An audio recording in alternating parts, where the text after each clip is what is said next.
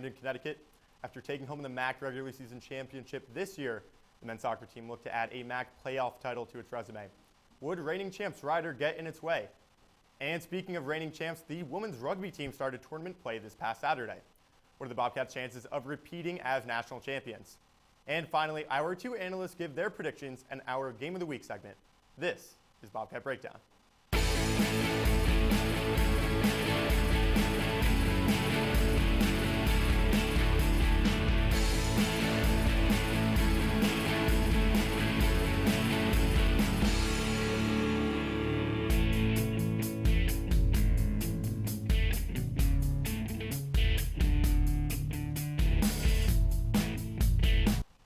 Hello everyone, and welcome to this week's edition of Bobcat Breakdown.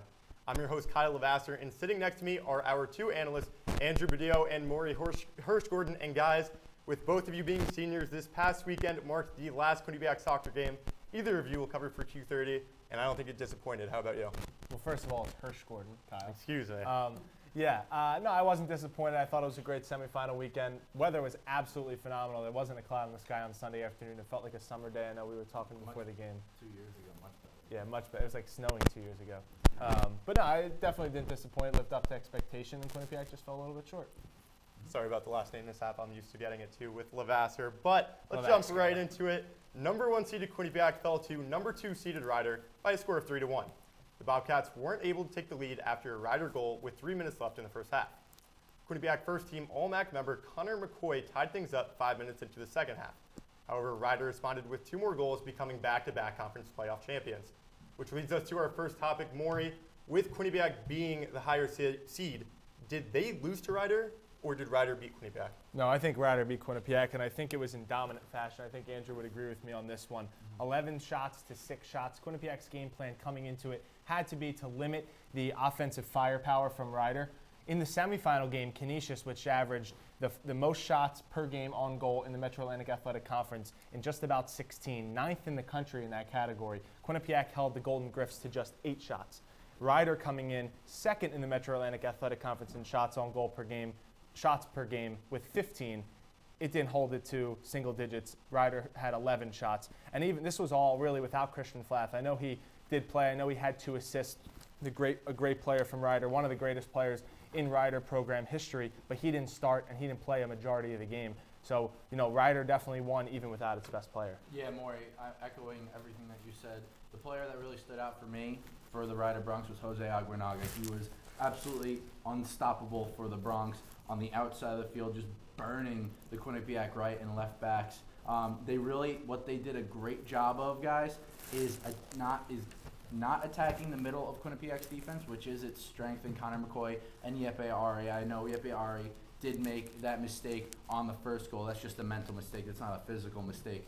But Aguinaga, the rest of the Bronx on offense did a tremendous job on the outside of the field, crossing balls in and just wreaking havoc inside the box. So after this game, Quinnipiac has currently lost its last 4 games against Rider and has gotten knocked out of the MAC tournament by Rider the last 2 years. Andrew, how did each team's style of play affect the outcome of this game? Well, you see, Quinnipiac, their style of play is defensive. They really pride themselves on defense. And this year, Eric DaCosta had probably one of his most difficult jobs in retooling that defense, bringing in an entirely different back line, including your goaltender. Very deserving of the MAC Coach of the Year award. Exactly. Rider, in turn, they're a very offensive team. They work a lot of players up front, and you saw it. They work balls to the outside, and they cross them in. I know that their goaltender won MAC goalkeeper of the year. However, they're much better known for their offense rather than Quinnipiac historically. A ton of weapons for Rider. Aguinaga and Flath, just to name a couple. Bouet, the freshman from France, what a tremendous job he did. 3 really tremendous offensive pieces. But I look at the coaching here, and not to discredit Eric DaCosta and the job that he has done, because I know we've talked about it all season long. 4 regular season championships out of the last 5 years is nothing to shake your head on. But when you look at the head coach for Rider University, Charlie Inverso, over 430 wins to just 46 losses at the junior college level, led his teams to 5 junior college national championships. So you know, when I look at that, he's a great game manager. He knows how to manage in games. He knows the right substitutions. He has key pieces off the bench in order to fill, you know, the starters' roles when the pieces off the bench come into the games. So I think Charlie Inverso did a tremendous job in preparing his Rider team, in knowing how to win, and clearly they knew how to win because they won it a year ago and they followed it up with 2 straight. It was obviously an incredible turnaround from when the team was just 1-5-3 in the MAC the season ago.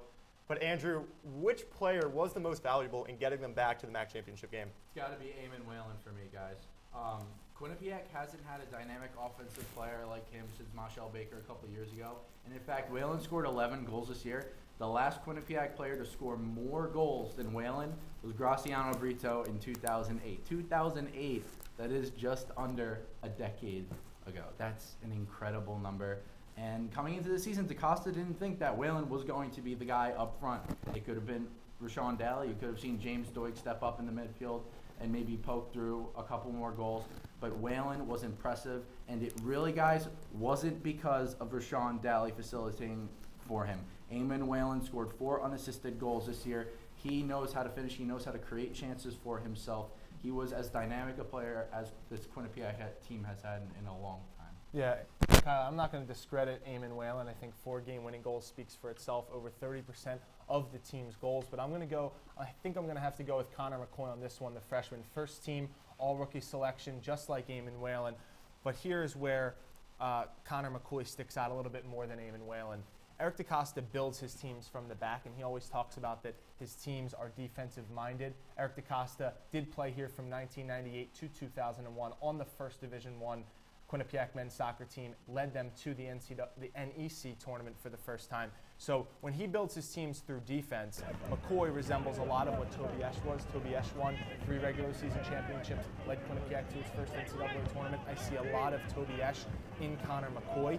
And the team had 7 shutouts, 2 shy of the program record for a single season. And I think McCoy anchored that all season long. So here's my argument to that. Defense is a committee effort.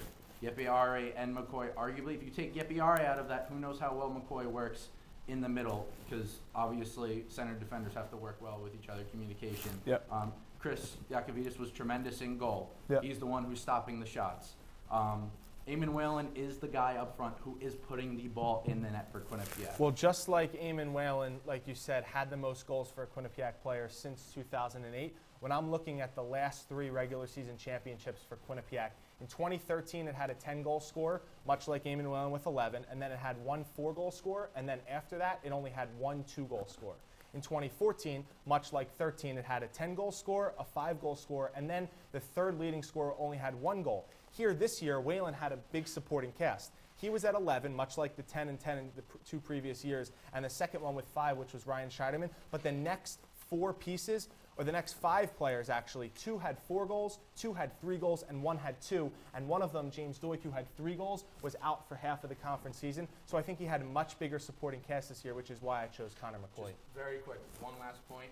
You're leaving out 2015 last year, where no one on the team scored goals. I just threw that year out of the way. Yeah, no one scored, so I'm putting a little bit more weight on Whalen this year as my MVP, because what a drastic turnaround. 11 goals from Rashawn Daly, I think, who scored 2 goals last year and led the team. So that is why I picked Whalen.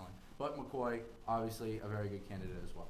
Well, guys, there's obviously a long list of young players on the roster, with Eamon Whalen, your MVP, Andrew, and 8 other freshmen and 9 other sophomores. So it seems like the future will be bright. But we're now going to go to Nick Colon, who was able to catch up with James Doig.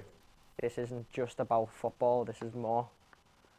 Coming across the pond to further his education and soccer career was a sizable life choice for Quinnipiac men's soccer captain James Doig, but over time it proved to be the perfect fit for the man from Liverpool. I made a highlight video and I sent it off to many coaches throughout the States, and Coach DaCosta was one of the coaches that got back to me. What got me a lot was the fact that the motto is "You'll never walk alone," which is also the motto for my home team club. So that was at the final stages I found that out, and that was really like, this is for me. Doig went on to start nearly every game of his freshman and sophomore season that he was active for, and looked to keep the tempo going into his 3rd campaign. Going into my junior year was exactly the same as going into my sophomore and freshman year, in terms of I'm going to win everything I can. I wanted to do everything. I wanted to win the MAC title. I wanted to go to nationals again and get another ring on my finger. However, the season didn't turn out how the number 9 would expect. Doig picked up a season-ending leg injury in the team's second game against the University of Connecticut. I think last year was really hard for James because it came so early in the season, and it was never a really definitive answer on whether or not he would make it back for the season. So at some point, I had to make that decision for him. Doig powered through physical therapy to be ready for his senior season. He was second in the team in points before picking up another injury against MAC rival Monmouth. I hit the floor and I felt my shoulder pop. And I felt like it was out of place, and then I rolled onto my back and I felt it pop back in. And I was like, oh no. For Doig to go down and not come back up is usually out of the ordinary for him. He's usually a pretty tough person. Once he was on the page that he was going to be able to come back, he definitely dove into rehab and getting everything done full force, that he was there almost every day. Fearing for the end of his senior season, Doig rushed a 6-week-long prognosis to be back in training after only 2 weeks. The team ultimately won the regular season, and Doig will be available for the first postseason game on Friday against Canisius. I've played, this will be my 3rd season with 3 MAC titles and hopefully 2 NCAA appearances. For QNN, Nicholas Colon. When we come back, we've got even more fall sports playoffs to talk about. And is there anyone that can get in the way of Becky Carlson's rugby team? Finally, what are the chances of a MAC championship from the women's volleyball team? Stick with us. Things are just getting started here on Bobcat Breakdown. Coming up on Bobcat Breakdown. Coming up on Bobcat Breakdown. Welcome into Studio 125. So what? 40 So what? points. If you score 40 points in a basketball game, we all know you play Quinnipiac intramurals. We all know you love to shoot the rock. Well, if you think that's the most ridiculous thing you've ever heard, what I'm about to say, I guess, is going to be pretty ridiculous in your book. But I'm going to say yes, there is a controversy. I'm getting ready to punch the ball as it lands right in front of another Monmouth player.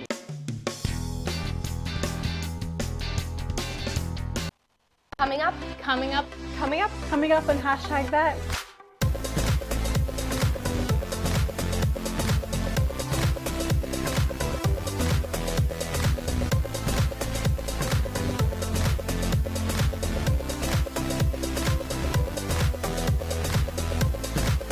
We are your source for Quinnipiac's entertainment news.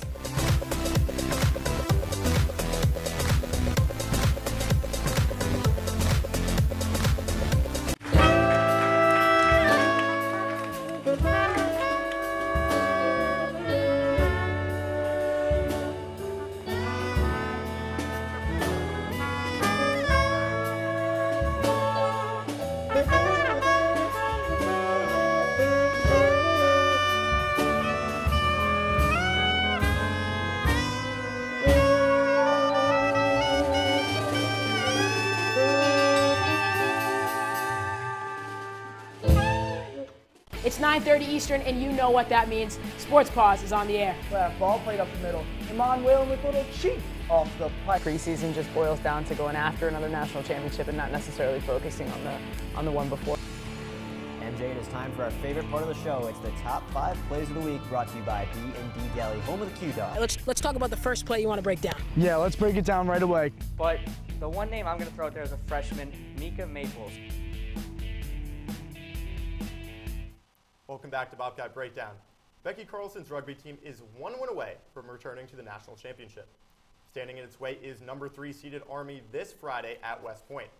Andrew, can Army spoil Quinnipiac's chances of returning to the big dance? Absolutely not, Kyle. I don't think anything is getting between this rugby team and the national championship. This team is angry. They're frustrated. It all started back with that Castleton win where they beat them by 200-plus points. The amount of flack that they got on Twitter for that, they weren't happy about it. They just handed Penn State their first collegiate loss in 5 years. This team is on a mission to get back to the national championship game and repeat. Yeah, I definitely agree with everything that Andrew has to say. I'm not going to sit here and talk about it for a long time, but Maggie Miles, Alona Marr, Emily Roscoff, the list goes on. This team will dominate. We'll see them on Sunday afternoon in the national championship game. So with the rugby team being the only team to ever win a national championship here at Quinnipiac, what would it mean to the university if they were to win another one? I'll start. Yeah. Well, I have 2 answers. I think it would be a lot for the for the rugby program in the rugby world, but I don't think it would mean a lot to the school. Okay. And here's my reason. Hear me out. Not a lot of money goes into this program. Not a lot of money is made from this program. Clearly, they don't have a home field. They've been on the road the entire season. It's not that big of a sport. So I don't think that the school really cares. I think it would be great if they won another national championship. I don't want to discredit the job that Becky Carlson, her entire staff, the program has done to get back to this point, to win in such dominating fashion like it has. But I don't think from an athletics point of view from the university, it advances the program in any way, shape, or form. I agree with you that it won't advance them right away, but what it does is it starts discussion. It starts discussion as to what this school can do to further this program, and we're already seeing it. The women's sports teams on this campus are absolutely dominant.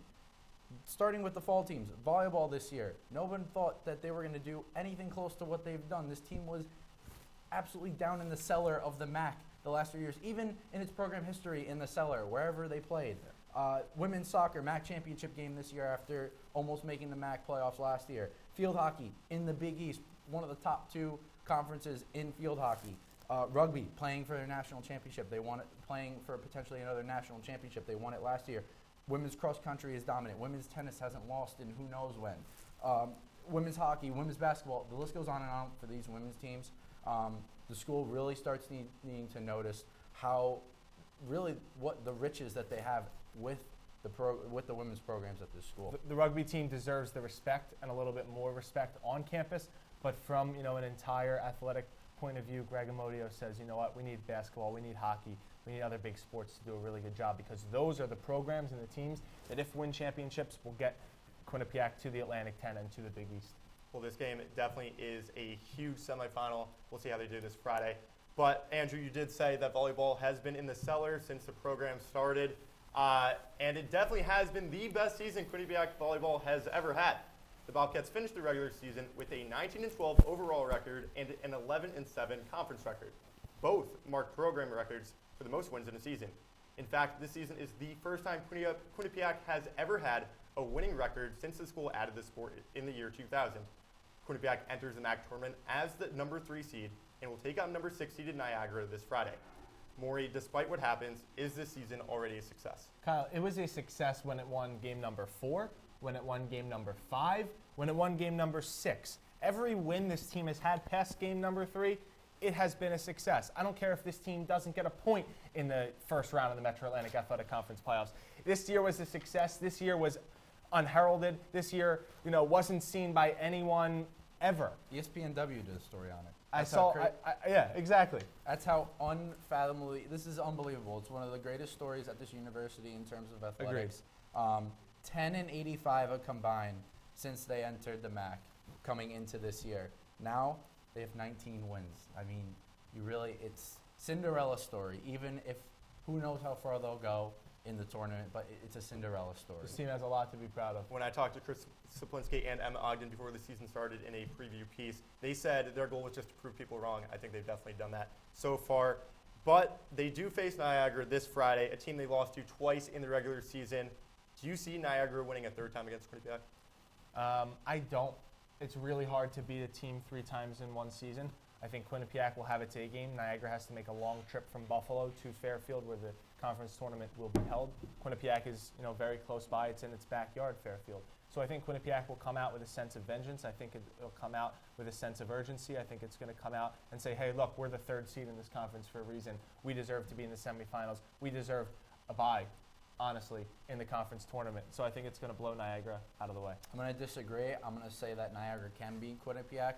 I agree with you that it's very hard to beat a team 3 times. However, Niagara comes into the game. They played a very good game against Fairfield. They lost 3 sets to 2. It was the first time in the MAC this year that Fairfield has gone 5 sets with a team. Niagara was the team to do that. And also, Quinnipiac is 0-3 in their 3 previous games heading into the playoffs. They're limping down the stretch. I don't know. It's going to be a very good game. However, both matchups between these teams this year have been extremely close in terms of the sets. Niagara won the second matchup 3-1. However, all the sets were very close. It's going to be a very exciting game. I don't think Quinnipiac should get down on themselves. We talked about it a little bit couple minutes ago, Quinnipiac can't get down on themselves no matter what happens in this game. The season was an absolute tremendous success. So Andrew, obviously, if you don't think they're going to beat Niagara, their chances of making the MAC playoff championship are slim. But Maury, quickly, how great are their chances of making this championship game? I don't think they have a great chance to make the championship game. I think they have a very good chance to make the semifinals. When you look at the Metro Atlantic Athletic Conference standings, just 2 games separates the 2 seed from the 6 seed. So there's a lot of parity there in the middle of the conference outside of Fairfield, which blew everybody away. I think that Quinnipiac, I'll put it at a 20% chance, has a chance to get to the conference championship game. I think if it gets to the semifinal, anything can happen because it will have played a game already and it will be familiar with the court because the 1 or the 2 seed, whoever Quinnipiac does play, will have a bye. So it will, it won't have played the day before, so Quinnipiac will be a well-oiled machine. Really quick, I think if they win against Niagara, I think they do make the championship game. Interesting. All right, well, when we come back, we'll go over the opening weekends for the men's and women's basketball teams. And, of course, Maury and Andrew will choose their winners in our Game of the Week segment. Don't go anywhere. We'll be right back. Coming up on Bobcat Breakdown. Coming up on Bobcat Breakdown. And welcome into Studio 125. So what? If you score 40 points in a basketball game, we all know you play Quinnipiac intramurals. We all know you love to shoot the rock. Well, if you think that's the most ridiculous thing you've ever heard, what I'm about to say, I guess, is going to be pretty ridiculous in your book. But I'm going to say, yes, there is a controversy. Line, getting ready to punch the ball as it lands right in front of another Monmouth player.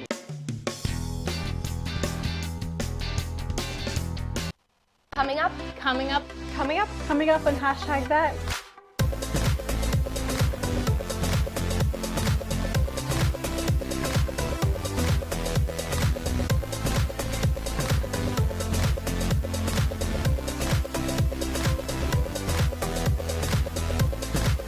We are your source for Quinnipiac's entertainment news.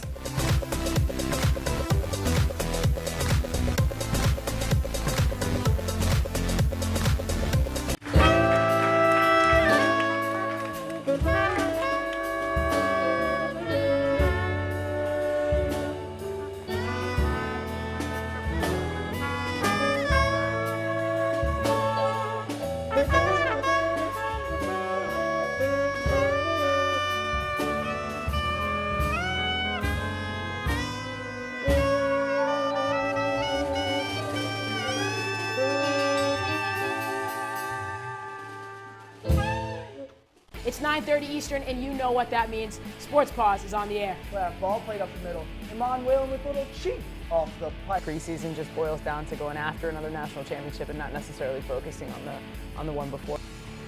MJ, it is time for our favorite part of the show. It's the top 5 plays of the week, brought to you by B&D Deli, home of the Q-Dog. Let's talk about the first play you want to break down. Yeah, let's break it down right away. But the one name I'm going to throw out there is a freshman, Mika Maples. Thanks for sticking with us on Bobcat Breakdown.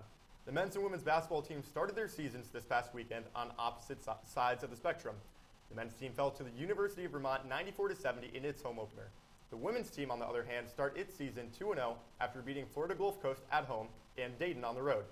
Guys, let's break out the whiteboards and get to our first topic.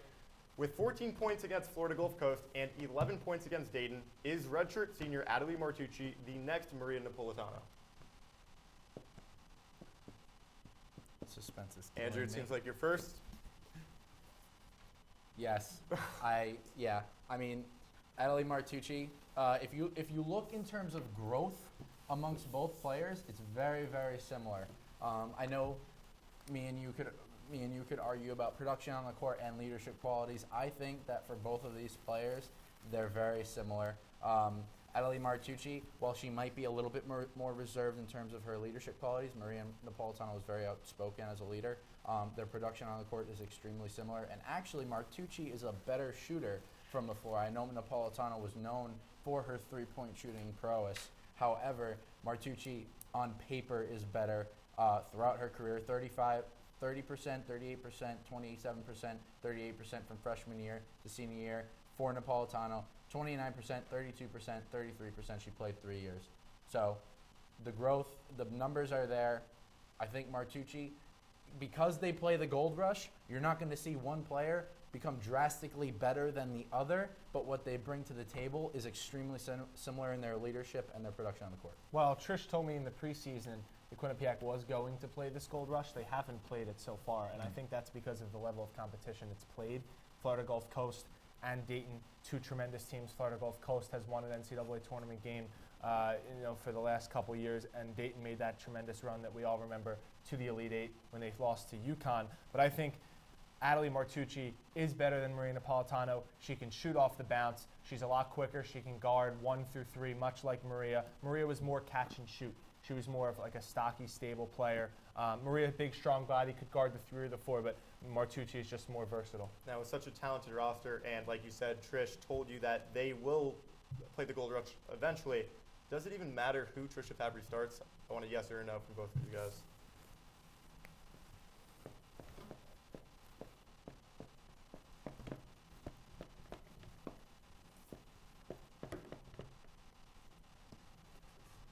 All right.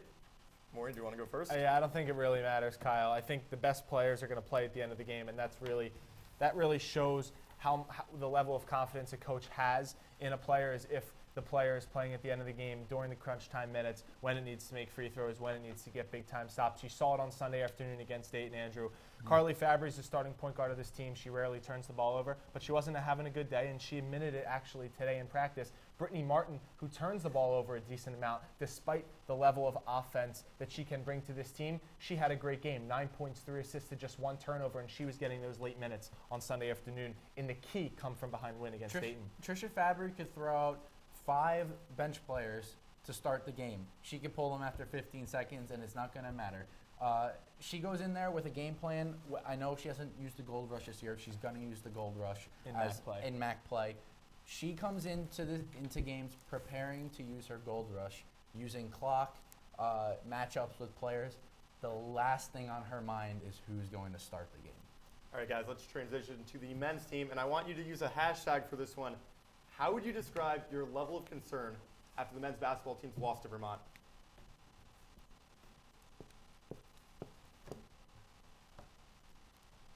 Catching me off guard. I didn't know we were doing hashtags. No, think about this one.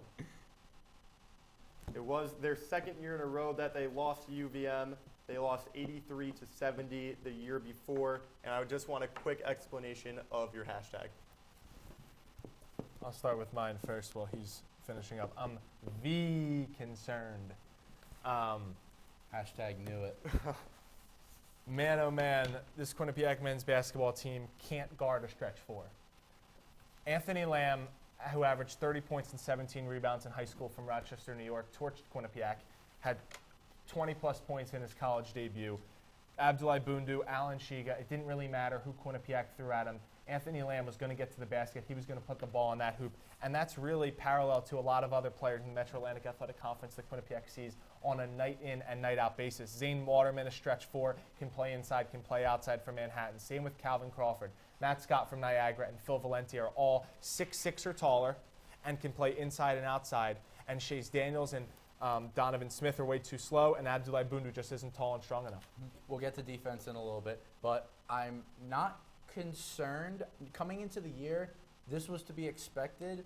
The concern level is there. However, it didn't go increase or decrease because of the result.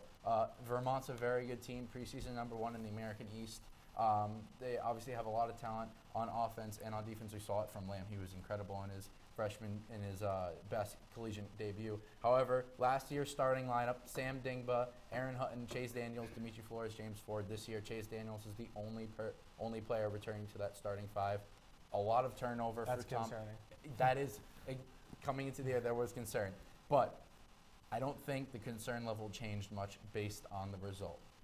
They got to play defense, though. Well, guys, I'm sure 94 points. I'm sure those hashtags will be trending, but that's all the time we've got for this week's episode of Bobcat Breakdown. We will not be having an episode next week due to Thanksgiving break, but on December 6th, Bobcat Breakdown will be having an hour-long special counting down the top 10 Quinnipiac athletes of the fall sports season. You won't want to miss it. You'll see interviews with coaches, athletes of the fall sports season as it comes to an end. But for now, check out our websites, q30television.com and theqbsn.com for postseason coverage. We will also have updates on social media at Q30 Sports and at QBSN on Twitter. For our analysts, Andrew Badillo and Maury Hirsch-Gordon, I'm Kyle Lavasser. Have a happy Thanksgiving. We'll see you next time.